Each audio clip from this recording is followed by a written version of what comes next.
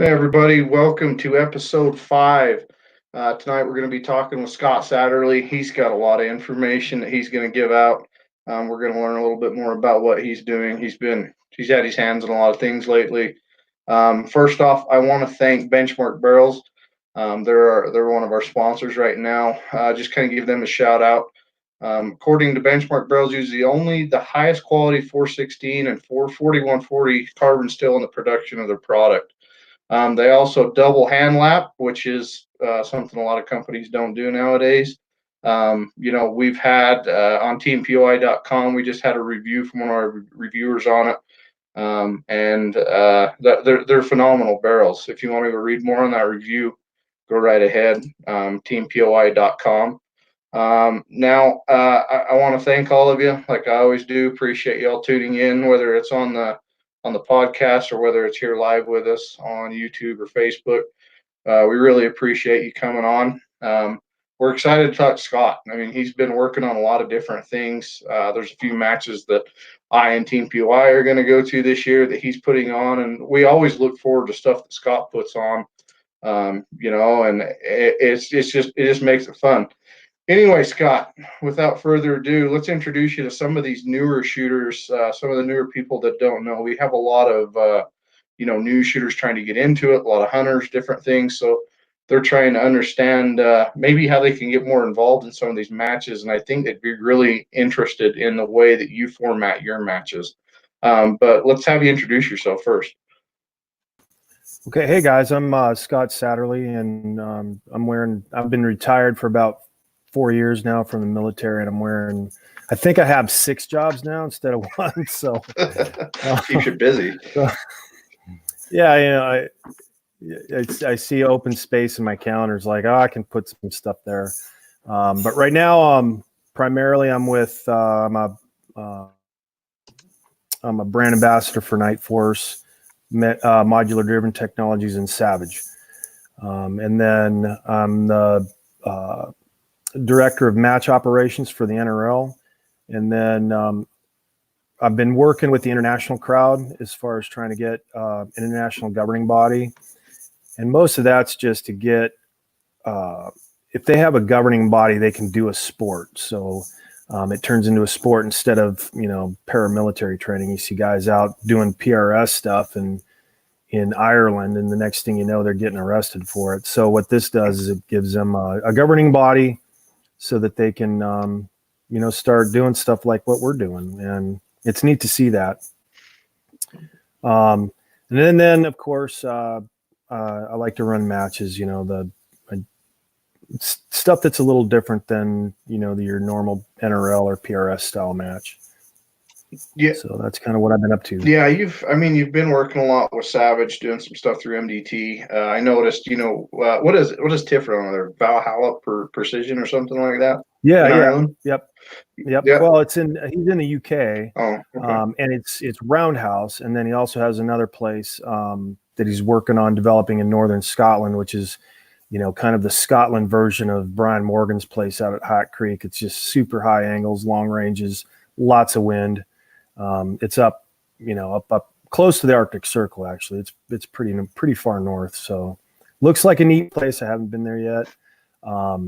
Actually, I talked to Tiff today, basically saying, "Hey, man, I'm not going to be able to make it to Scotland because I got to move all the steel out of the Q Creek and move it over to the new location." So and you've been out there, Cole, so you know that that all that steel's really big, and it's in 4 different locations, so it's going to take an effort to get that stuff moved. But a lot of the Wyoming guys have already said, "Hey, man, just let us know when you're coming out, and we'll help you do it." So the support that we're getting around, having to move the match has been amazing. Actually, I mean, it just really. I was really worried that people were going to get upset over it, but we're just we're moving it, and I think people are going to be really happy. One, at the Q Creek, it's a logistical nightmare to run anything out there. Just to get out there for a shooter, one way is about an hour and 5 minutes from Casper, and then it's down 30 minutes of gravel road. So being able to be right off a paved road is going to be a lot easier for our shooters. It's in BFE. There's no doubt about that. And Casey Tillard, I've known those guys for a while, and that's awesome of those guys to actually step up and say, hey, you know what, let's do that. And, as you mentioned, our good friend Josh Clough from HS Precision, Yep. the dude will give you the shirt off his back type guy. And, I've known Casey. I knew Casey through Josh, and apparently you met Casey through Josh. But yeah, I mean they run a ranch out there. They hunt some freaking stellar pronghorns, some antelope out there. And I've been trying to get on there for like 2 years now, and they keep booking out because they're so dang good at it. But it's just Wyoming's beautiful. The Cody, Wyoming area. Sounds like it's going to be a lot closer, but that's as a logistical nightmare as an MD moving freaking steel is a pain in the freaking butt. And that's awesome that people have stepped up and helped you, especially where you live. And are you in Washington? Yeah, I'm in Spokane. So it's about a 11-hour drive, 12-hour drive to get to Casper. And also, Ted Anderson, who's the lodge manager out at the Q Creek, he's been freaking awesome this whole entire time. We've done that Night Force match out there for 4 years, and he's been nothing but super helpful. And I mean, that place is definitely a labor of love. That whole entire match is was a concept came up with 5 years ago when I saw that place, and then I just started I want to do a Magnum match. I want to do something where, it's all prone, guys lay down and drop bombs at long range, and it's all, animal shaped targets. And, and that's the way I like to shoot. You get a little bit wider for wind, but you got to have your elevation spot on.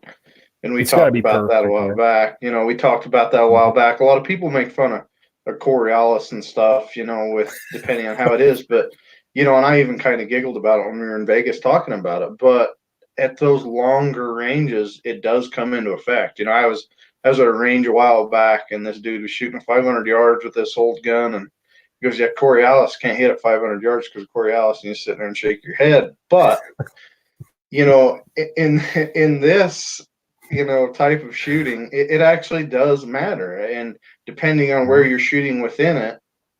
Goes through that. Do you want to explain kind of how a lot of people were missing at the ELR match last year because of it, in your opinion?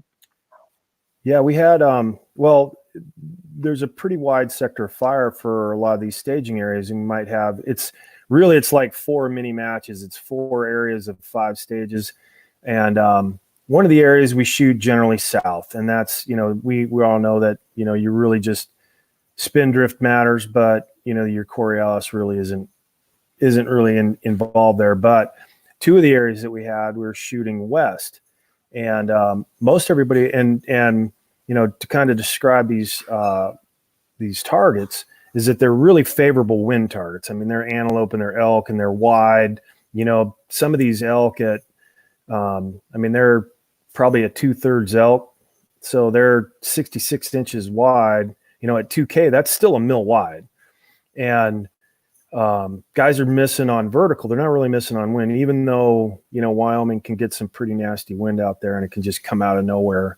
But a lot of guys were missing low because we're shooting west, and it's, you're talking a 2-second time of flight, and you've got an 18-inch antelope or a 24-inch elk widthwise or, height-wise, and you hold center and you're dropping 7 inches low, so you could, be a little bit off on your BC, be a little bit off on your direction of fire, and the next thing you know, I have to replace all my T-posts on the targets that we're shooting west, because that's usually they miss low and they beat the T-posts up, and it's I think this year, looking at Casey's place, it looks like we're going to be shooting west on one area and east on the other, so guys will actually be able to see it. I think I'm really excited about that, actually.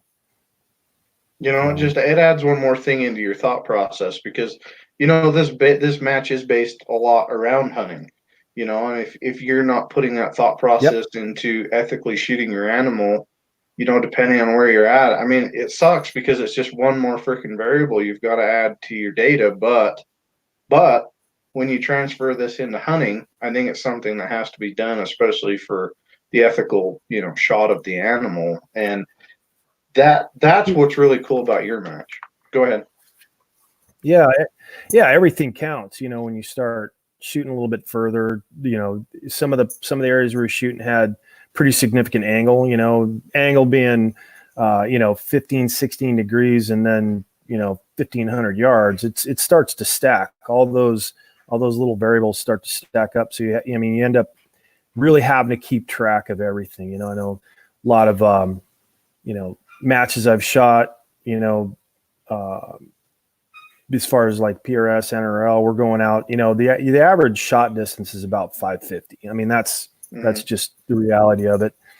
You'll get a few shots out there further, you'll get some closer, but 550 to 600, that's kind of your average shot. Now, some of the targets we've been shooting at lately are a little bit smaller, and that stuff starts to count.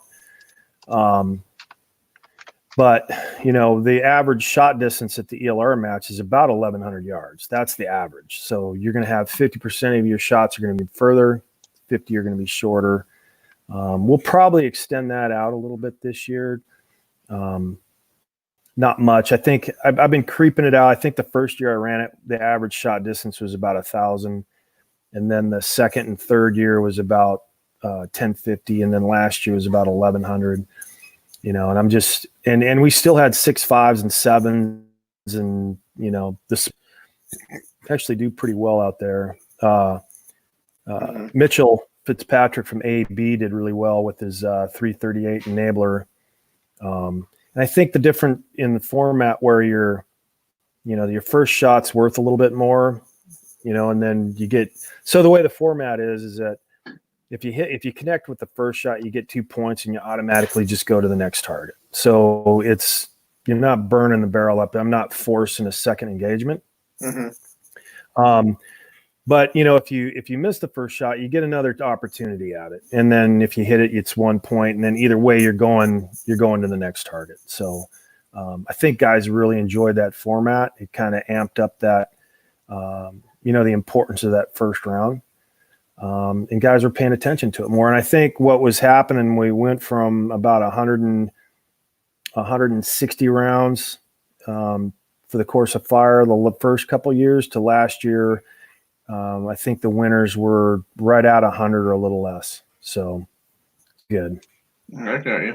Now, I've shot a lot of PRS, NRL type matches, and a lot of them you can kind of, take across to the hunting side, but I think that's kind of where yours kind of stand out. I know you've got another match coming in August or something, I believe, and we'll talk about that in a minute. Mm-hmm. But that was one thing that I really wanted to talk about, and you kind of hit on it a little bit right there, was about the caliber selection.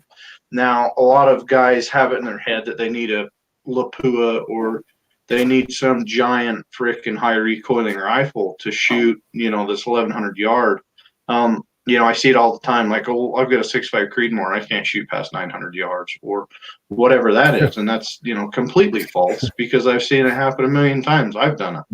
And I think that's kind of a myth between a lot of shooters and understanding what the ballistics of their cartridge can actually do. And it can actually do, it's not like you're out there hunting an animal. Now, if we're out there at 1,100 yards and you're shooting an animal and you're shooting with a 6.5 Creedmoor, then we can get into a little bit more of ethics talking. But, what are you seeing most guys coming and shooting these with? And actually, like you said, Mitchell had what he had, but what are the biggest calibers out there that are the most popular that aren't the giant Magnum calibers? Yeah, I think the first 3 years, the first 3 years, the match was won with 300 Normas, and even then, you talk to Matty B and John Pinch, and they were beat up by the end of the match, and and the 300s, those big like 28s and 300 nozzlers, and they have a tendency to migrate over a couple hundred rounds. It's not a real, you got an 800 round barrel life, within 200 rounds, you're starting to see some strange stuff happening. And, but last year it was 2.65s in the hunting class, sub 16 pound guns. It was, Brent Wood and Chris Giddings. Brent Wood beat him by a point, and then Chris came in second overall in the match with shooting 6.5s. I think Chris was shooting a 6.5 SAUM, and Brent Wood was shooting a 6.5-06. And interestingly, one of Miles Johnson's guys shooting a 25 SAUM came in fourth, behind a 338 Enabler.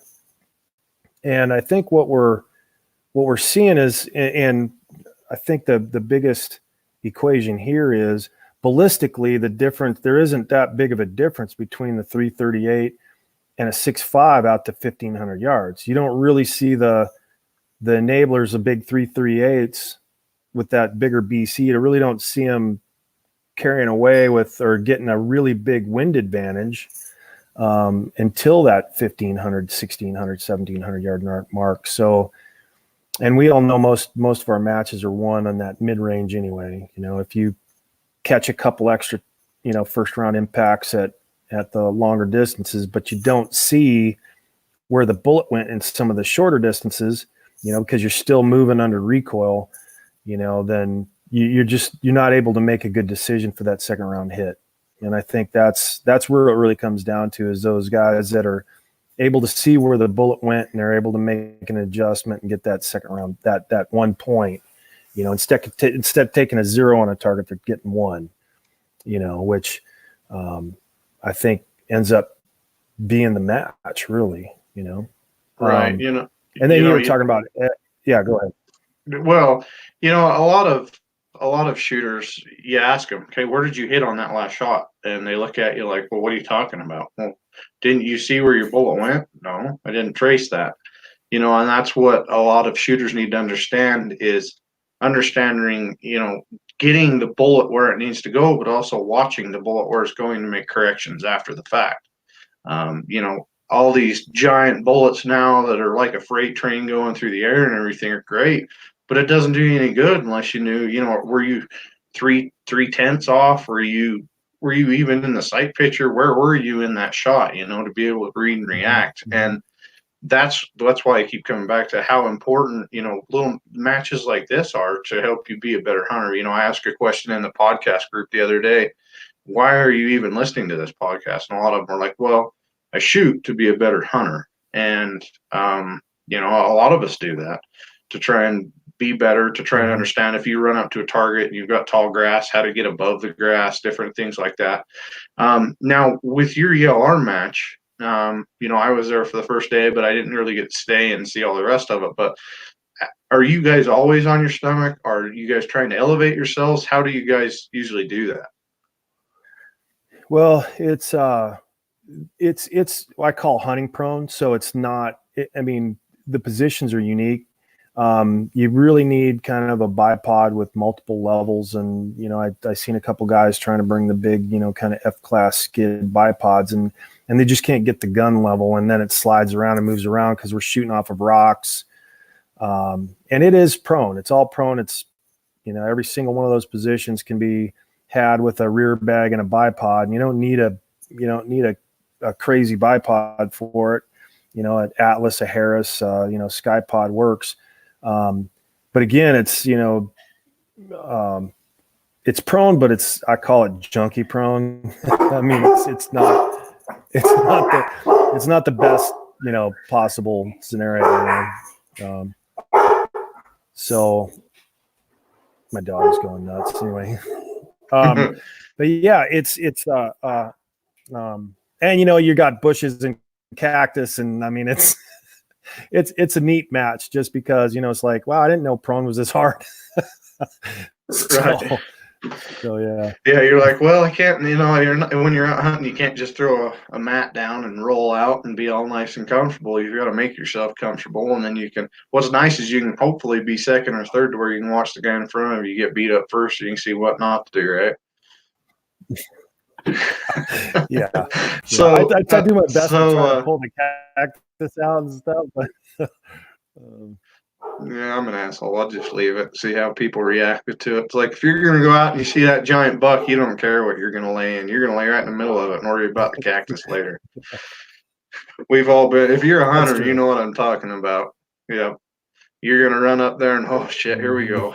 You're We're like, gonna oh, lay out. We're gonna that's low right. crawl through this shit. I don't care if there's a big buck over there. Mhm. So the other one, you Yeah, guys have announced late. What? Go ahead. no, Go go ahead. ahead. Go ahead. So you Oh, guys well, I have mean, I've actually sorry about that. We're on a little bit of a delay, but Oh, you're good. I've actually tied. I've actually tied. Took bungee cord and wrapped sagebrush together so that I could get elevated up over the sagebrush, and then just use the sagebrush as put the bag right in the middle of the sagebrush. It actually worked pretty good, but Yeah, there was a few instances last year when I was helping some hunters, and they laid down. They're like, "Well, I can't see anything." Yeah, because you're in the grass. You got to get above the grass. Well, how in the hell am I supposed to shoot? I don't know. You better figure it out really fast, though. That deer's going to be gone. But it's amazing how people don't process that through. You know, when it comes to training, when it comes to, you spend half your life putting in for deer tags or elk tags or anything else, and you're like, shit, yeah, I got it. And you're going to tell me you're not going to prepare for every scenario for that? And I know damn well if I'm waiting 15 years, I'm going to be practicing every freaking year to try and get that. If I got that tag, we're going to be making sure some shit hits. Because if I got to wait another 15 years, I'm probably not going to be able to walk. I'm carrying the tripod with me. I mean, that's the one thing. That's the biggest takeaway I've had with the last couple of years of doing this, and then hunting. I'm taking a tripod. I'm going to want to be able to range that animal perfect, and then I'm going to want to be able to elevate myself and be super. That's, I don't. Well, except for the ELR match out in Wyoming, you can typically find a spot that you can lay prone. It might not be great prone like we were talking about, but I think last year in the spring bear hunt, I spent the entire time on a tripod overlooking a couple of valleys. Just, that was it. You just could not get in the steep terrain. Big takeaway about going out to Brian Morgan's place at Hat Creek is like, you don't even need a bipod out there. It's too steep. You get down and you want to lay prone and you're going to rolling down the side of a mountain. So.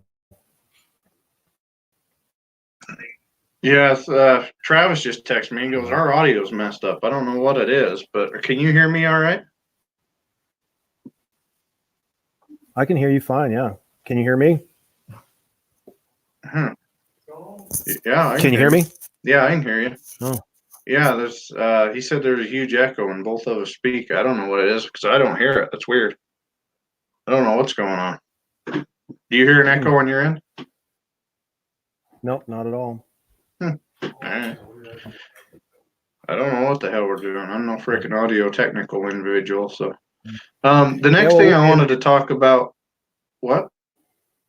Yeah, go ahead. I think we were about ready to talk about the same thing, the Hornady match. Mm-hmm. Yeah. So the Hornady Precision Hunter Still Challenge. I've heard something about this. There is the Hornady one in July, which is high altitude in Utah. But you guys have got a new one. And I know originally it was in Montana, but you've moved it. Mm-hmm.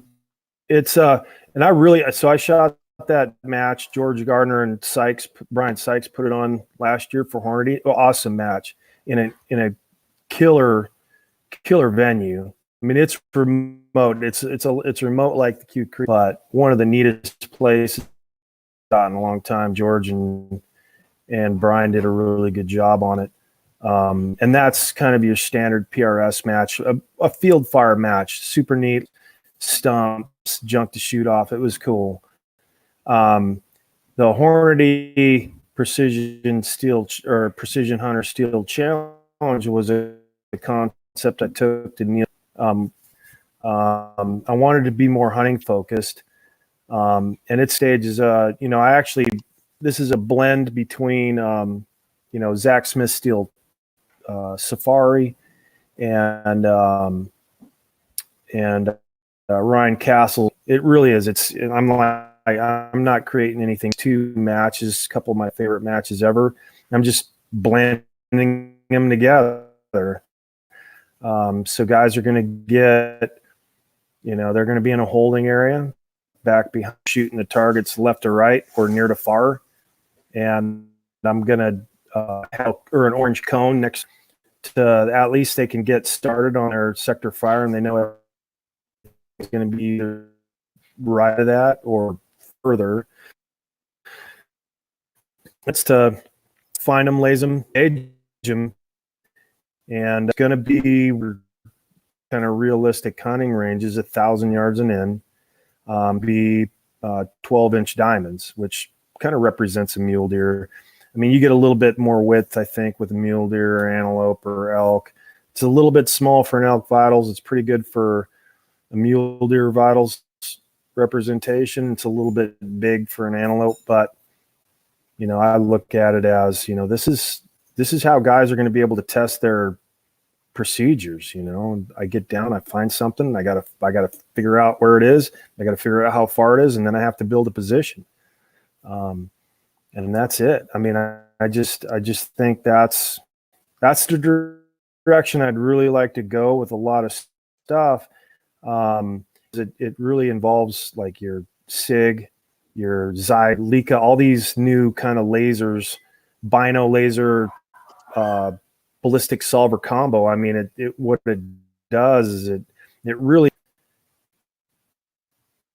involve that kind of stuff where, it's not intensive, but it is, I mean, this, if you want a long range kind of optics intensive. So, the less crap you have to carry, the better off you're going to be. And you can carry one piece of kit that for you, that's see things go. Yeah, I mean, you can have the guys out there that are carrying the kitchen sink and the entire utensil tray and everything else, or, you're not going to do that when you're hunting. So that's kind of why I'm really digging this. And, in Dog Valley, I've tried to keep it more, field style, like a lot of, are you going to be shooting out of a tree or something? Everybody's got tank traps. Everybody's got the reverse rooftops. Everybody's got that kind of stuff. And, you can train that way and kind of take it and utilize, try it in your mind and figure out, okay, where would I use this in our scenario that I would use it. I myself don't necessarily like that. Mm-hmm. If I'm going to walk up to an obstacle, or if I'm in a hurry and I've got to hurry and find, if there's a fence between me and the elk and I've got tall grass, I've got to run up and use the fence. I've got to use different things. I've got to think it through in my brain. And it messes with a lot of people. There's a lot of guys out there that are really smart, shoot a lot, that can put that down and figure it out really, really fast. But, you've got to get good at that. And you've got to understand how you can use that. And that's kind of how I like what you're doing. Now, is there a lot of room between stages? So they've got to walk, kind of like the competition dynamic stages, or how are you going to set this up? Are they pretty close together? They're going to be 2 to 3. So it's not going to be a gut check and you're not racing to the next one. But I do where, if you're in a holding area, you're not going to be able to see the next stage out in front of you. And, and guys are going to be doing everything they can to try to see what's going on. But they still have to, they're going to have a challenge presented in front of them. And a lot of people are going to bring different kit, and they're going to solve the problem the way they want, 8-foot box, and they can shoot from anywhere in that box. And it'll be what I try to do about your does. You use the natural terrain to, you're not doing anything real artificial or you don't have a bunch of barricades and tank traps and stuff like that. You use what's in front of you. And that's what the plan for this place is that, if you got 500-yard targets, you're probably not even going to be able to see them from the prone. So guys are going to go up there and, stand up there and laze them all and figure them all out. And then they're going to try to drop down the prone and be like, where'd those targets go? And it's like, well, if it's a short target, you're probably not going to be able to see it. if it's a longer target, you'll probably be able to see it from the prone. So that's just kind of, getting guys to think about their workspace, right? This is the workspace you're presented with. You've got this rock, this tree, this stump, and that's, pick what you are good at shooting off of. And then, that's kind of, Caleb had a good question in there about adrenaline dump and stuff like that. And yeah, I mean, I think that is another thing that I like to do try to get hunters involved in the competition, because there's not very many ways you can add adrenaline to the, you out there and see a 200 inch buck and be calm about it. But you don't get presented with that very often. So how do we try to calm our nerves down? And the biggest way is to, put somebody on the clock. They're automatically, their brain the timer goes off. I drop like 20 IQ points, and I forget to dial. I mean, it's crazy. So, and that's kind of what I'd like to see a lot of hunters start to get into more type stuff, because it's exposure, right? It's stress exposure. So. Right. And like I said, I think that's one thing that keeps a lot of the hunters away, is they see all these matches with, giant barricades that they build off of. And, at some point as a hunter, you've got to look at and picture these things differently.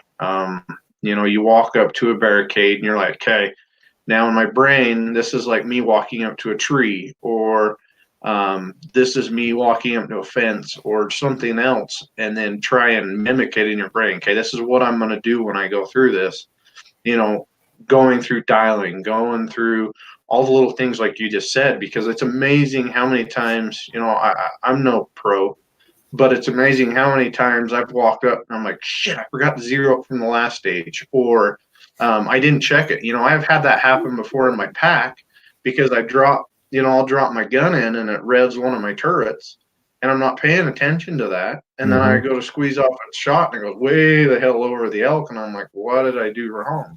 And it's because I didn't, what just happened? I didn't go through those really quick steps of what I need to do before I shot.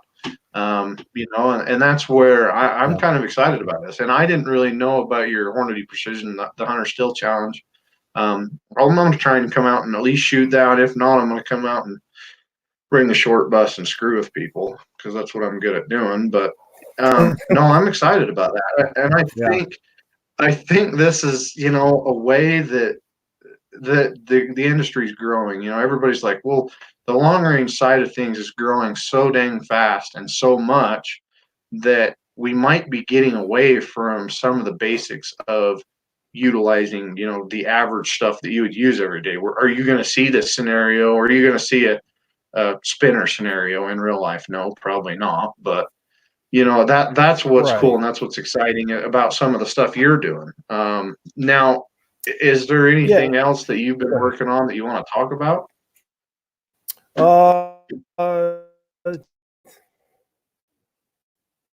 Gosh, no, actually I'm headed to South Africa and teach some guys to shoot and go hunting and shooting a match. And I'm actually really looking forward to this. A lot of those guys have come up. They've shot our NRL matches. They've shot the NRL championship, and a lot of the guys have shot the PRS finale. And these guys are just super hungry to apply it, and what a better place as far as, hunting and long range. And, little things with Jim at Prime Ammo, that's been really cool. Seeing that brand get back into business. Jim's obviously we're working with earth too. Jim's a freaking solid dude too. It's crazy. It's like and that 6 Creedmoor stuff. I shot it in the finale and the championship right out of the box. and still ended up taking top 20 in both, just shooting box ammo. So, and then, that with the Savage, that's I'm pretty excited about that too. Cause it's one of those, it's early, I think. But I honestly think that's kind of the growth really for us. It's the newer shooters. It's the guys that can, go out and buy a Savage rifle, put a scope on it and go compete. You know what I mean? And that's, or even take their hunting rifle, right? You could take that. You can take a Savage. You can take that Savage 110 Elite out of its ACC, its MDT ACC chassis, put in a hunting stock, and go out and it's not a terribly heavy rifle. And you can go out and so you're competing with it, and then you can turn around and go. I mean, that's, what a better way to find out what your rifle's capable of, right? Is to take it out and shoot it in matches. And I mean, you just learn that thing. And, on the hunting side of the house, when we started doing this 2010, I started shooting the long range stuff before it really turned into the PRS or anything like that. And the rifles were a lot different then. I mean, it really was, your 12, 13, 14 pound rifle. You're like, man, this thing's heavy, and now I look out on my garage floor and I got a couple of rifles that weigh 23 pounds. I'm like, what are we doing? I'm like, it's what you have to do to be competitive. But, that NRL PRS thing, it's like, I equate it to, if you like to race, it's like extras, and the hunting courses, I think of more of like road racing. You got to have a car that can do more than just go in a straight line really fast. So, yeah, and that's the thing. Oh, there's a lot of these new chassis companies that are coming out, with options. Because me as a chassis, I talked to Phil Casson from MPA last week. A lot of guys are getting used to shooting a chassis, whether it's an MDT or XLR or whatever it is in competition, and now they're trying to cross it over to a hunting thing, just like you were saying with the Savage. And shit, I've got a couple of Savages just flat out shoot. I mean, they surprise the crap out of me. They're extremely easy to change barrels on. You don't have to go out there and buy a $10,000 system, with the Tankin Thetas and everything else that you got on there. And that's what's so cool about it. This industry is growing. And that was another thing that I really liked about your matches is the way that you've separated the groups. Now, some of the other groups are starting to follow suit, because it's like, we need to start separating this out, because somebody that's competing with one of these base class rifles shouldn't be up there competing with one of the top two guys. They need to have some sort of competition, or they're not going to want to come back, right? Right. And there is a giant disadvantage of, the lighter the rifle gets, the more difficult it is to shoot. They just don't sell. Big heavy rifle points slow and it's hard to carry, but it stays on target for a long time. Versus, you might be able to get a position a lot, move it around more, but it doesn't stay on target very long. You look at guns, and I can set it on a game changer on a barricade. It doesn't come off target. I can just sit it there and shoot it, and I'm seeing everything. Versus, you get my hunting, my 10-pound 6.5 PRC on there, and that's a handful. It's pretty lively.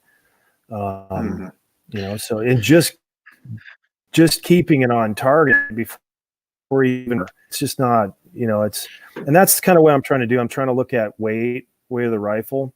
And the other thing about that Hornady match is I'm doing a power factor, like IPSC, IDPA type power factor, where you just can't get there with a 6mm bullet. You'll break the speed limit in order to make the power factor. So I'm looking at what I consider hunting cartridges for North American game, not, prairie dogs and coyotes and bobcats and antelope. I mean, I'd shoot an antelope with a 6mm, but I'd be a little bit hesitant to shoot at a big bull elk with a 6mm. I just don't know if that's maybe it would probably kill it. I know my grandfather killed a bunch of stuff with a 243, but it's probably suboptimal. I mean, it's, I would, Yeah, we could go into ethics there, but I don't know if we want to go down that path. But you did just open that can of worms. Let's hear Scott Satterlee's opinion on this. Now, I help a few companies with lightweight rifle builds. Everybody is trying to go with the 4 or the 5, the 6, the 7, the 8-pound rifles. And I said it last week. Jason Hairston, the founder of KUIU, gave me shit one day. He's like, maybe you ought to start working out. And I said that last week in the show, and it's like, maybe I should. I don't know. What are your thoughts on these sub 8-pound rifles? Well, I look at it this way. There's only one thing that has to work when you get there. You may fall. It may be in the scabbard on the side of a horse. It may be bouncing around in the back of an ATV. You can't 100% protect that rifle. What I've found, and I've been working with Matt Yore on this quite a bit, and I'm of the opinion that about a 9.5 to 10-pound rifle, because you start getting too light on the rings, that scope's going to move. You get too light on the scope, and it's not going to do what you need it to do when you get there. There's only two things. I mean, and like I said, there's only one thing that absolutely has to work when you get there, and that's your rifle. And if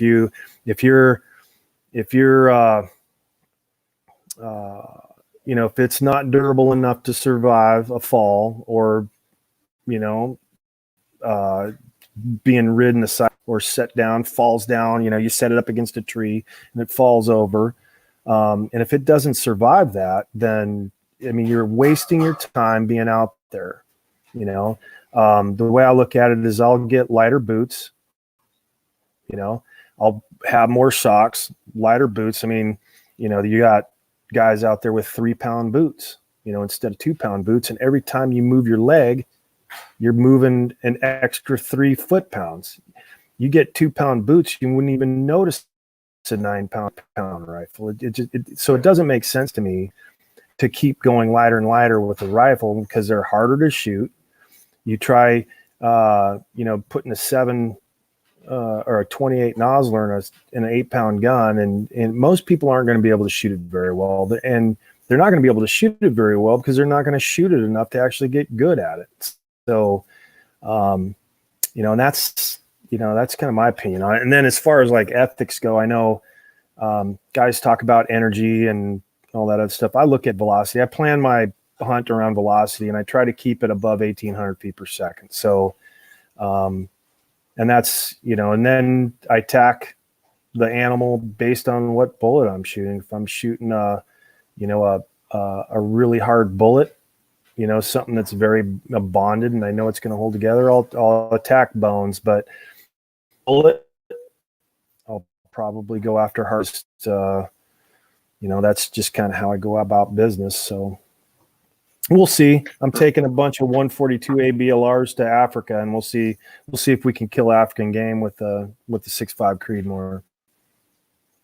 Yeah, and I mean, we could get into a whole nother podcast on understanding the ballistics, because that was my main job for 6 years. I mean, everything I did was ballistics, and understanding. A lot of people don't realize it, and I had a discussion about this the other day about really heavy bullets. Yeah, they're great, but most bullets have a certain window that they'll expand in. So if you're trying to shove a really heavy bullet downrange and it drops below that velocity window, it's probably not going to expand or work. You might get lucky and it might work, but there's a certain expansion rate. And a lot of the listeners need to understand that when they're looking for bullets, whether it is a monolithic solid like a Barnes, or whether it's a Burger or anything else, sometimes people are like, well, that Burger went right through it. Well, there's variables in that. And then other people are like, well, it just exploded everywhere and made a giant mess. Well, that's a lot of that has to do with your velocity and what you're looking. So, that's interesting. So, yeah. And I try to, so I'm looking at, 1,800 feet per second to 2,800 feet per second. I think that's kind of one of those, like, that's the magic window that just about every bullet works, you know, and then after that, it's just attacking the right spot. Yeah, and you brought it up. You know, I know you've been working with Matt a lot, Sawtooth Rifles. I know Matt pretty well. He just moved here to Utah. Great guy. What are now you've been teaching the Sawtooth hunting classes. Are you still doing that? Or how are your hunting classes going now? Yeah, we've got one in April, and we've got another couple later in the year. The one at April's is up here at Doug Glorfield's place at Rock Lake. And I think what's kind of sets those apart, we were doing clinics before, and we just do kind of a 2-day Saturday, Sunday clinic, but we never really were able to do kind of a capstone event to finish it off, to let these guys go out and sort out their TTPs or their tactics and their procedures. So what we ended up doing was we started doing what's a steel safari. So we just on Monday or Sunday. So we start teaching on Friday, Saturdays. You know, Friday is just learning ballistics, learning how to shoot, becoming consistent, and then truing up our ballistic curves. So our 600 in velocity dependent, and then our 600 and out BC dependent. And then we get them up off the ground on Saturday. We also get onto some movers, and it's more of kind of a walking speed movers. So, you know, I get guys comfortable with seeing something moving in front of them, and they're still able to hit it. And then Sunday, what we do is we go hunting. I'm like, hey, bring your backpack, bring your water source, bring your food source, bring everything that you typically go hunting with. And we have a little 2.5 mile loop. There's 15 pieces of steel out there. They're all 1 foot circles. And we go over spotting, coming up with a plan, our plan before we expose ourselves, you know, and then we kind of creep into position, and we make the shot, and we have 99% of the solution we need done before we ever expose ourselves to the animal, if that makes any sense. So we're just kind of teaching for Army guys. It's basically, you know, hey, this is we went up, we did a recon, we know where the animal is. It's bedded down in the sod place. That's kind of where the mule deer hang out, and that's where we put all the targets. So, you know, it's neat to see these guys do that too, because the first couple are kind of heavily coached, and then the next couple engagements are, I kind of stand back and kind of make a few suggestions here and there. And then after that, those guys are working together, and they're, I think, out to about, what we try to do is we try to make a 600-yard shot easy for these guys. That's our goal. Any conditions, any environmentals, you know, high wind, bad position, we try to make that 600-yard shot. And then, you know, if the conditions are really good or they're feeling good about it, we'll let them go further, 750, 800, 900 yards. And guys are being real successful doing it. And the other thing they learn about that is they learn their limitations. And that's I think the biggest thing. I kind of know my limitations. If it's bad weather, I'm going to get closer, because you can. If it's really blowing hard, the animals aren't going to be moving around a whole lot, and they're typically not going to hear you. They're not going to smell you. If you're doing the wind right, you can get closer and make an easier shot. Now, you know, further out, you know, now you have to start making some different decisions on, you know, are they going to run off the side of a cliff and I'm never going to find them again? Or are they going to be able to run to cover, and, you know, I'm going to have to dig them out of the brush or something like that. So those are other factors that we can do. I have a buddy? Is he on bino? Able to watch this thing after I hit it? You know, all those factors start going into it. And that was I think the biggest change that we did. That was with a lot of input from Matt, because he's an avid hunter. And, you know, over the last couple of years of doing these courses, we just do more. We need to do more for our customers. Right. So this is another question. How do they find find these classes, and how do they sign up, our listeners? They're on Sawtooth Rifle's webpage, and they're listed under training and classes. So you can pick a class that you want to go to, and typically there'll be a date there and the ability to sign up. And we look for it's a pretty small deposit just to kind of get guys committed to it, and then but it I can't remember. I think, yeah, within 60 days, you can get your deposit back if you're, we're not going from people without providing a product. Yeah, if it doesn't fill up or something. Mm-hmm. Which most of your classes, I'm pretty sure, are probably filling up. And where are the classes being held now? Are they still in Washington, or like say if I came to you and said, "Hey, I've got Dog Valley open these dates," would you guys come do something like that, or how do you guys work through that? Oh yeah, that's kind of what we're doing. We've got obviously we've got Doug's place out here. Brian Morgan has to take a little bit of time off in August, and he usually lets me run a civilian course out there. We usually get 6 to 8 out there, and that's a tough course. I mean, that's a tough place to shoot. So that's one of those places that, if we have enough that already kind of know how to shoot and they want to be exposed to some pretty gnarly stuff, that's when I call Brian up and be like, "Hey, I got enough guys for a course. When can we have it?" And then again, like your place, that'd be another one was like, "Hey, I've got 8 clients and they're looking for this, Cole, can I borrow your place for a little bit? What are you going to charge me?" kind of a thing. So. All right. So somebody's out, in Idaho or not Idaho, in Colorado or something. And they're like, "Hey, I'm interested. Let's get you signed up." You guys would be interested in doing that then? Oh yeah, absolutely. If and that's, I've kind of made that a business model. I can't afford my own place.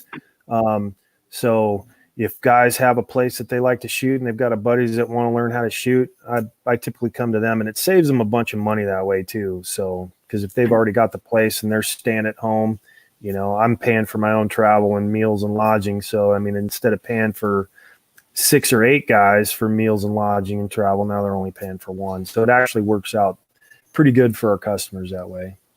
That's nice. Yeah, and that's another thing that I was going to kind of talk to you about. I've talked to some other instructors, across the United States, and I've worked with a lot of them through Phone Scope and some of the other companies that I help manage. But so from you, what do our listeners look for in an instructor? There's a lot of Tom, Dick, and Harrys that they're a special sniper, been through courses forever. But honestly, how do you go about trying to figure out who you really need to go to now? If, what do you look for as far as in instructors? It's for, what I look for is somebody I can relate to, very genuine. And, I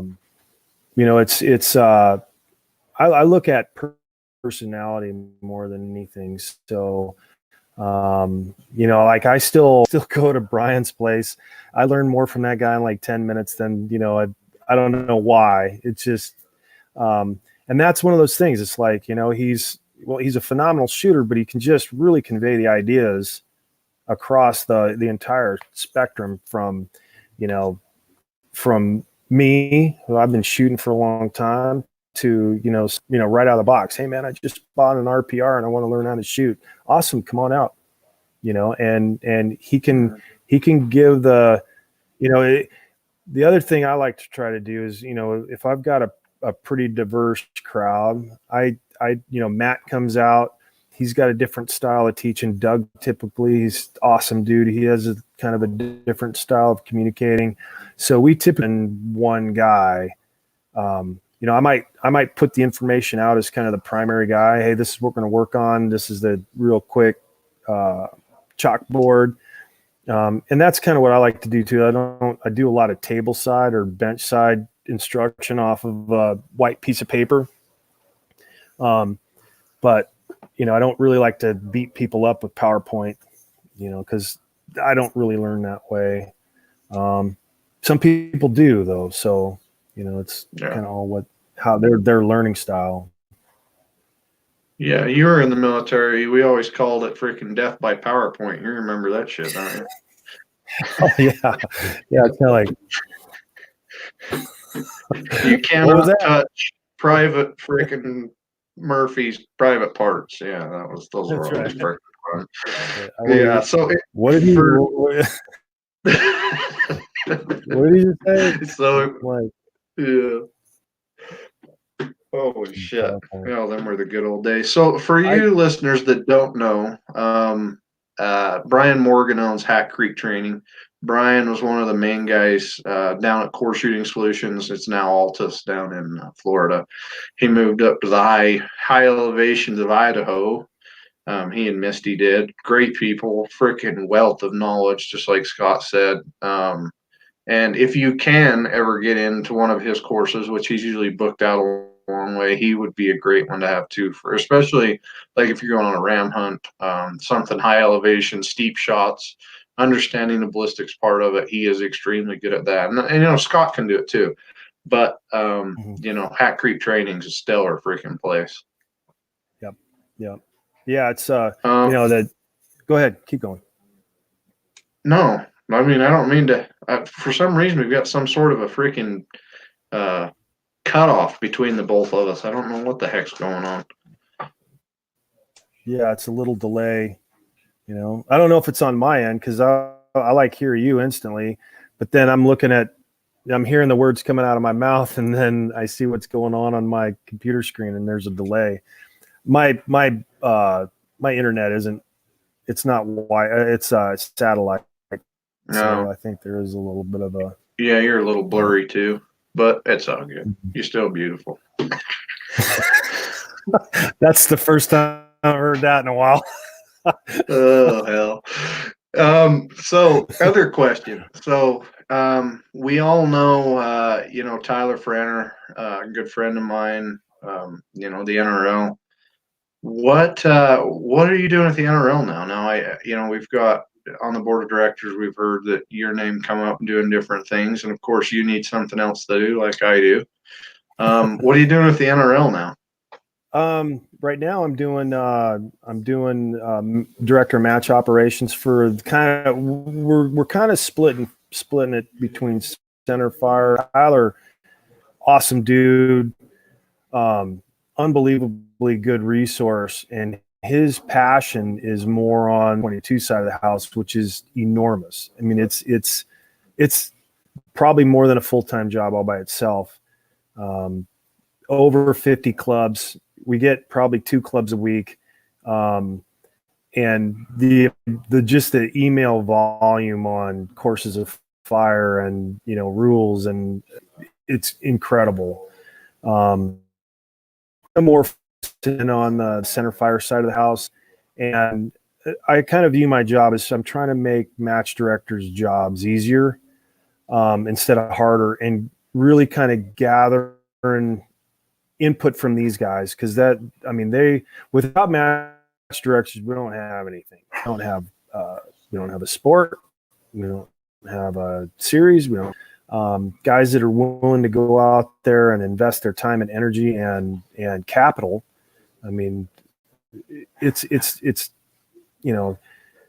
don't think I've paid my credit card off for the 4 Night Force matches that I've run so far. I think I'm still in debt on that thing, like $9,000 or something. It's just there's no.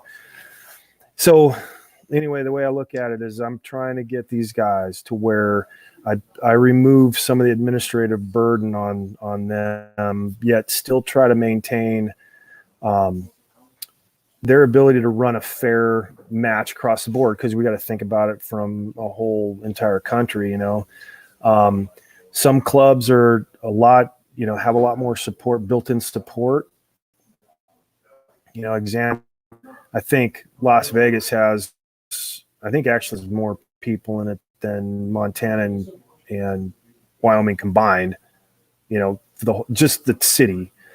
So at some point in time, you have to look at the size of the amount of people that you have, and they might not all shoot, but they might not all shoot long range, but most of them can come in and assist and help RO. If you have a club and it's really active, you have 800 or 900 members.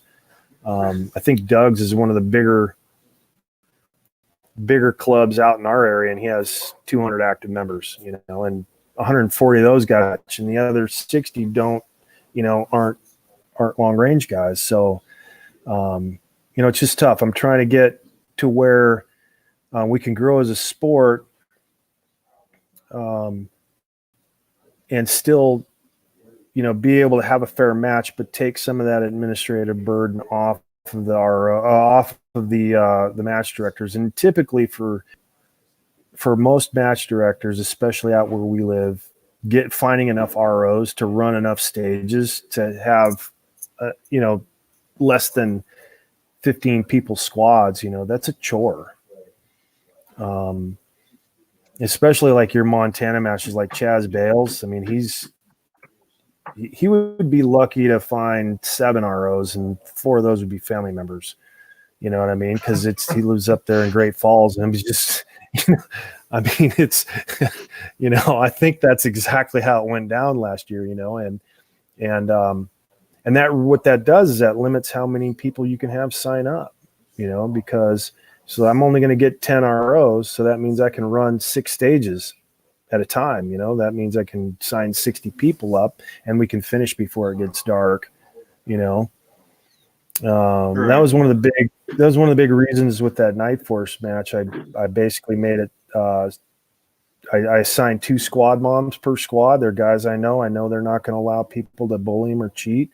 They run the squad, and they're happy to do it. I typically comp them, so they're not paying for their entry fee. They're still paying an amount of money to come out there, because it's, like I said, it's not an easy place to get to.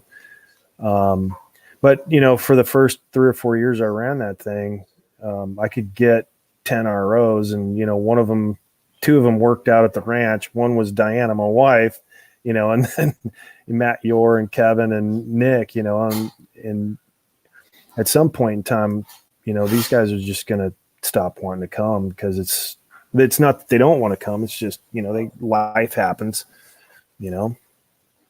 so, right. I'd really like to see it to where, we could police each other. We could keep each other safe.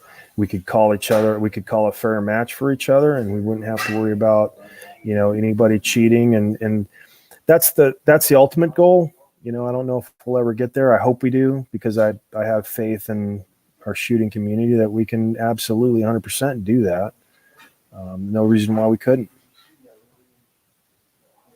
Yeah. And, as a match director myself, there's enough crap between daily life and everything else going on, trying to get prize table stuff, that it's almost impossible to get ROs. I've got Tyler, he that's all pretty much he does, helps me with the social media, and then he finds ROs, and it's hard. And we talked about it last night on the phone for a minute about, ROs putting their time out, trying to get, to a match, doing different things, and then trying to tell them thank you for doing what they're doing. But it's a very thin line of getting people, and keeping people honest. At the end of the day, it is, it is a sport, and we've got to figure out how the hell we're going to police ourselves, because we can't always have, in any other sport, they pay their refs a lot of money to come and officiate, a match and different things. But like you said, match directors, we don't necessarily make a lot of money, and the good match directors put a lot of money back into the match. And we've got to focus on the small details of trying to get, not screwing up on stages, and writing the match booklets out and everything else. It's one thing after another to put on a match, and anybody that thinks it's real easy to do it, you're more than welcome to go ahead and try it. Especially something like the Night Force LR. How many shooters do you have? You have like 200 shooters, don't you? 240. Judas freaking Priest. I can barely handle 130. Yeah, last year we had 200. The year before that we had about 100. The first year I ran it, I signed my mom up so that we could get 61 people in the match. I'm exaggerating, but That's funny. But But I mean, you've seen those targets out there that those elk targets are, when you add a light and the elk target, that represents $1,000. You know what I mean? There's just no way around that. And that's friend prices on the steel. You know what I mean? That thing weighs, they're 1/4-inch AR. Because if they were 3/8, two people wouldn't be able to lift it onto the posts. It's like 125-pound target at 1/4-inch AR. And then I've got 80 of those. So, I mean, it's pain, you know what I mean? So, but I love that match. It's just I think, this year, I think the move to a different location is going to be helpful in a lot of ways for, logistically, we're going to be able to finish a little earlier. And then again, I didn't intend to sign up. I honestly didn't intend to sign that many folks up, but then sponsors kept coming in and they're like, okay, we'll get you some match slots. And all that stuff goes straight back to the shooters. I mean, everything that, the sponsors bring in. And a lot of the times, instead of saying, we want X for this, I'm like, I just like bring something cool and we'll get you a shooter on the prize table, or on the, bring something cool for the prize table, and we'll get a couple of your shooters into the match. And that actually was really well received last couple of years. I mean, you saw the prize table last year was insane, and I didn't actually force anything. I was just like, literally bring something cool, and they did. So. Yeah, maybe I need to start changing what I'm doing, because I require a certain amount to get those slots. But it's always like in the back of your mind, you're like, well, how the heck do I get enough stuff for this many shooters, and ask for, the prize tables? And I guess you just hope and pray that you get lucky and they bring enough stuff for all your shooters, because especially 240 shooters, that's a shit ton of freaking prizes if you're going to give everybody a prize. Exactly.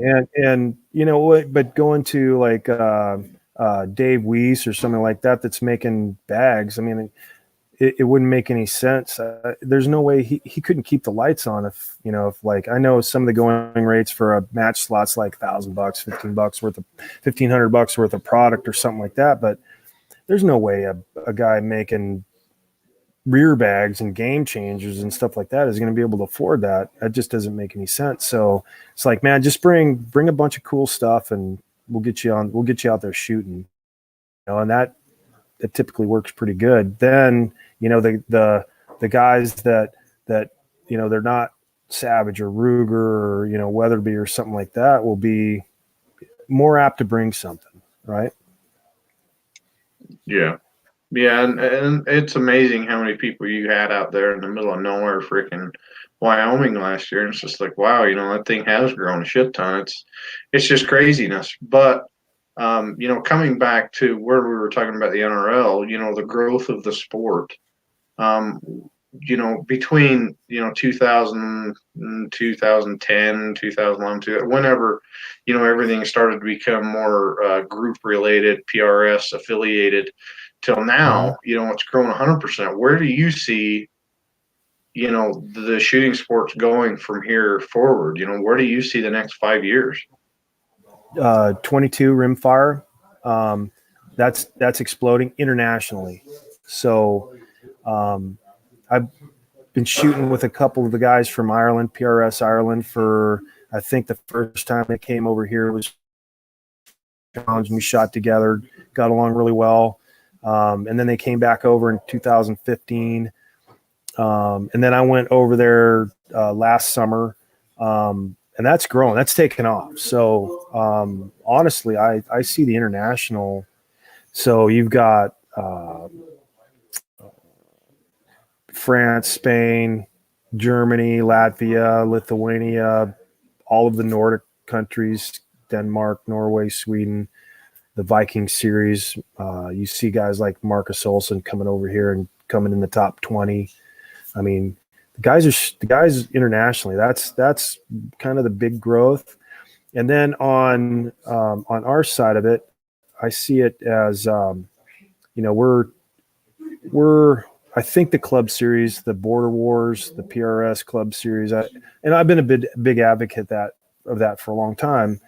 When I was on the PRS board of directors with even back as far as Rich Emmons, I was a big advocate for having a club series and having access to the national championships through the club series, because not everybody can afford to do 5 or 6 $1,000 matches a year, because that's really what they cost. When you add in food, lodging, the match fees, it turns into a pretty expensive endeavor to try to qualify for the PRS finale and the NRL championships. I mean, it's just it's a chore, and there's no guarantee you're going to do it, which is kind of it's exciting, but it's also I hate to see guys get turned off because they go and they give a 5-6 match season a go, and they don't quite make it into the championships.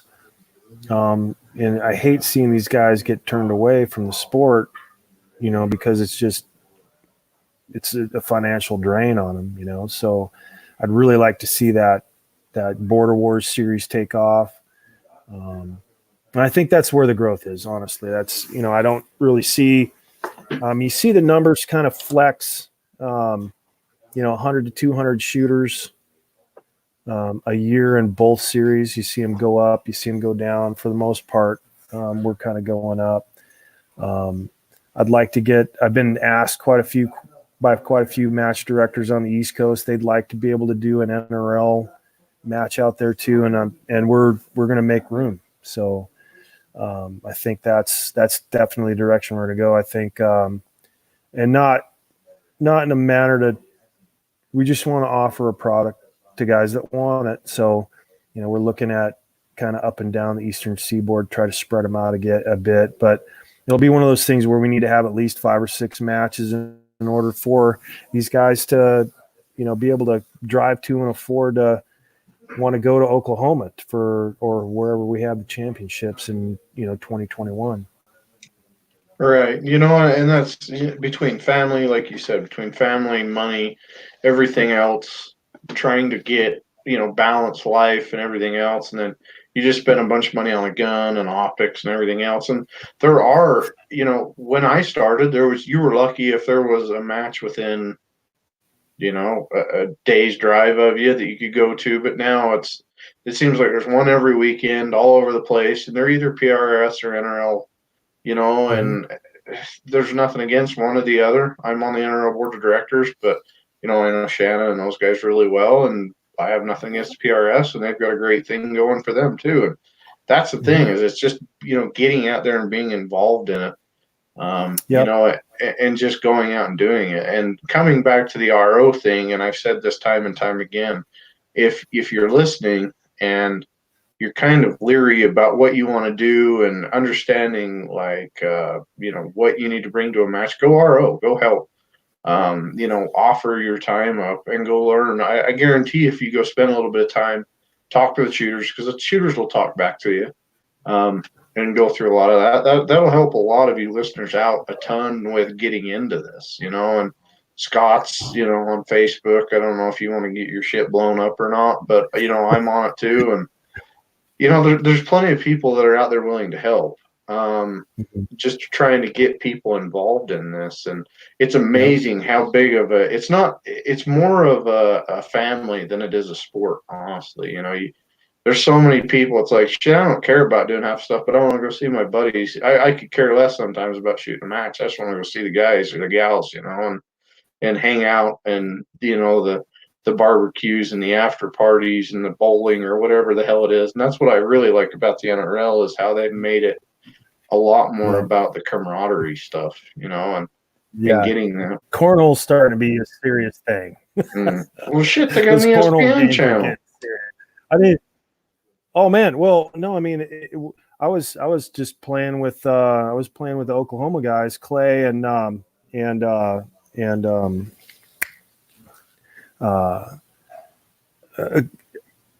and Tate, and the next thing you know, I'm like, hey, you owe us $100. And I was like, wow, okay, I guess we were playing for money. Thanks for letting me in on it. And kicking my butt real bad is awesome, but I mean, like, dang, all right, I see how it is. But it's probably Tate messing with me. He's probably like, oh man, you didn't know we were playing for money. That sounds like something Tate would do. Yeah. But I look at it too as like, when both leagues do well, I think we all do better. And it is unfortunate that, we do have there's always going to be drama somewhere. And I think actually, when I've looked at some of the other sports out there, ours is pretty light. But most of the long range guys are fairly drama free to begin with. I mean, it's a humbling game. I mean, it's just, it's like you go out and you shoot 85, 90%, which is really good. You're probably going to win the match. And you go to a 3-gun and you shoot 90%. I mean, you might as well not come back. I mean, it's like, if you don't hit everything, on the RO thing, guys ask me sometimes, like, hey, Scott, are you ever going to run an advanced win class? And I was like, I don't think there is such a thing. But if you go RO a long range stage, you're going to see 100 people shoot, basically 1,000 rounds at long range, and you're going to be able to see what the wind is doing to those bullets as they go down range. I mean, that's the best wind class you could ever possibly imagine getting. I think, every time I see somebody shooting long range, I learn something new just looking for trace. Right. You know this. I've got a couple of buddies that instruct Special Forces sniper school, and the amount of rounds that they make their students sit behind, watching. They're not even necessarily behind the rifle all the time. They're sitting a spotter right next to them, understanding what wind does to bullets, and they shoot thousands and thousands of rounds that way. And you are right, 110%. Being able to watch that, especially in the early mornings when you can watch trace and different things. What the hell the wind's doing here in Utah? Just give it 2 seconds and we'll be doing something different. You know how that is. Yep. But that you're 100% hit the nail on the head. A lot of people don't realize that is, the little things that you can do to become a better shooter. And I think 100%. If you're going to be a good shooter, you should also help RO too. Go take the time to be on the other side of it, because I don't know how many of my ROs have been bullied, beat up. They're like, I'm never coming back, blah, blah, blah. So I'm like, all right, well, I'm going to take shooters that did that. I'm going to shove them right there, and I'm going to go chew the shit out of them, because, what comes around goes around. But, as a shooter, I think you need to take the time to at least, what do you say? Maybe RO one match a year if you can. Yeah, absolutely. Either, unlike some of us run matches, I typically will squad mom every single club match I ever shoot in. And then, with some of the things we're going to try to start in the NRL with, having kind of a squad leader, if you will, I'm going to volunteer for every single one of those. So, and it will kind of cost, I don't know if it'll cost me any points, but it can be overwhelming to try to be competitive and, keep the squad going and keep track of scores and be spotting all the time, et cetera, et cetera. But it's worth doing. I mean, especially where I'm at, where, I'd rather do that and help a match director out than, be self-centric and really worry about how I place. I'd rather give back to the match director because I understand how much of a pain in the butt it is for him to get everything organized, t-shirts, food, water. I mean, everything. It's just a giant pain in the butt, really. So. Yeah, 100%. And everybody's got to put themselves in somebody else's shoes at some point or another to understand. And, they think grass is always greener on the other side of the planet. Match directors make so much money. It's so easy, blah, blah, blah. Like I said, I challenge you to go try it. It's one of those things. But I'm excited, being on the board of directors and seeing what's going on behind the scenes with, trying to evolve and trying to grow. That's a huge thing, and trying to figure out how we're going to direct the future of this sport, because it is growing. 3-gun did awesome there for a long, long time, and it's amazing how many 3-gun people reach out to me all the time. Hey, I want to shoot long range. What do I need? And that's what's fun about it, is it's not so high paced, but yet it's high paced enough that it gets your adrenaline going, and you've got to think on the clock and do different things, but you've got enough time to sit. Yeah, it's a lot more, cognitive, I guess. I mean, so there's a lot of cognitive processes in 3-gun, USPSA and IPSC and stuff like that, where you're literally trying to shave quarters of a second off of, well, I'm going to take this shot as I'm stepping out of the box kind of a thing. Versus us, it's more like you have to see it, and then the decision-making process starts. You know what I mean? It's not necessarily as gamey where, I'm going to take these, you can do basically whatever you want in any direction you want, as long as you engage all the targets and you're safe and you don't break the 180 rule. For us, it's more, especially like that. I really like that Best of Texas match, because there's a lot of skyline stuff there. And if you're not in a good position, you didn't see it, you can have a really, really bad stage out there. So you're kind of focused in on, okay, let's break a couple of really, really clean shots. Let's take a couple extra seconds to make sure that we see where they went. That way we can make good decisions. I mean, making a decision just random, at that point doesn't make any sense. You could be going the wrong direction. So, and that's what I love about the sport, is that you don't have to be, physically gifted. You don't have to be super fast. To be competitive, ladies do well, old guys do well, so, and that's why I like it, is because it's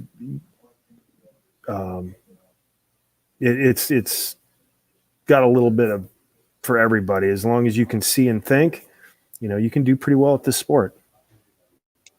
Right. Yeah. Well, I appreciate it, Scotty. Do we need to go? You got anything else we need to go over, or we pretty much got her nailed? I think we covered a bunch of stuff, man. Thanks for having me on.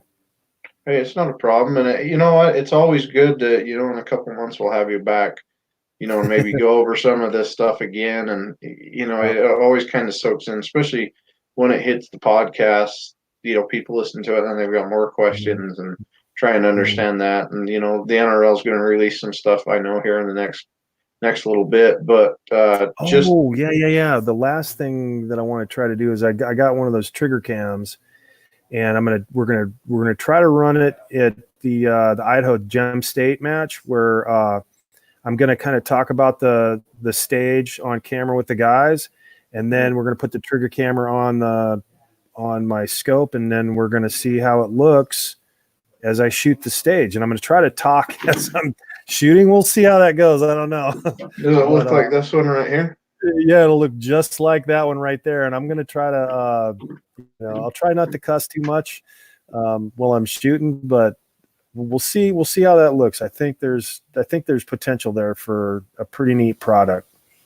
Yep. Yeah. And I've been talking to those guys a little bit. We're working on some stuff, hence the reason why I've got one back here, but that'll be exciting. There's a lot of new stuff coming out in 2020 that I'm excited about, through some of the shit I work on. But, so I just want to have a kind of a quick recap. Scott, NRL, or not NRL, ELR.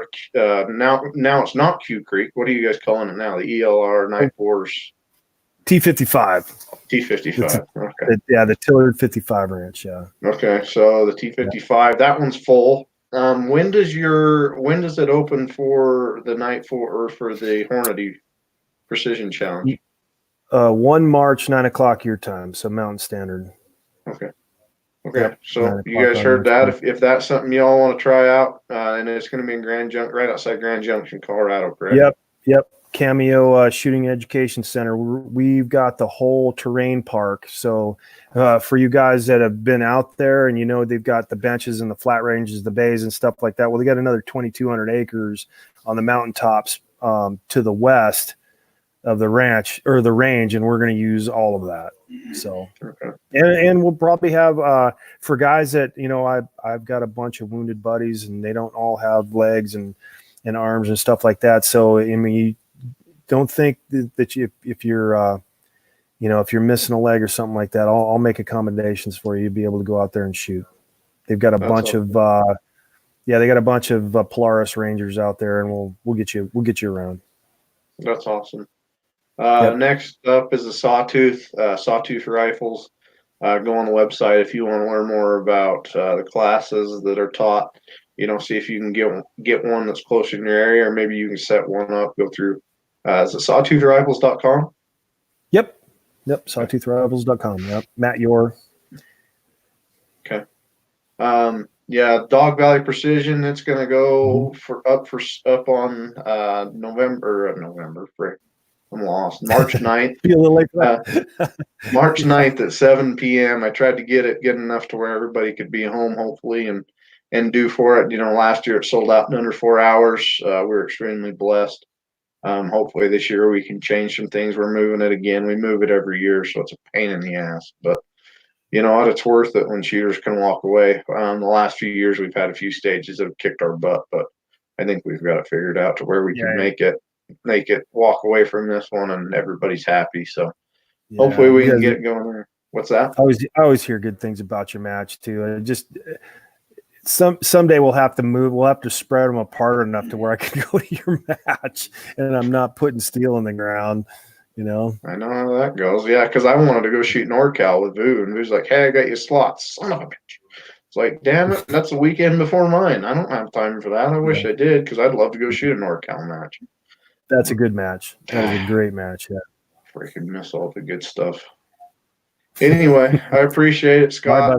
If you've got any other questions for Scott, let us know. If you've got anything to feedback, we've got the Long Range Addicts Facebook page. We're on the Firearms Radio Network. You can go on firearmsradionetwork.com, click on Long Range Addicts, and you can see some of our past shows. Again, I appreciate it. Hope you all have a good night. Thanks, Cole. See you guys. Thanks, buddy. All right, bye.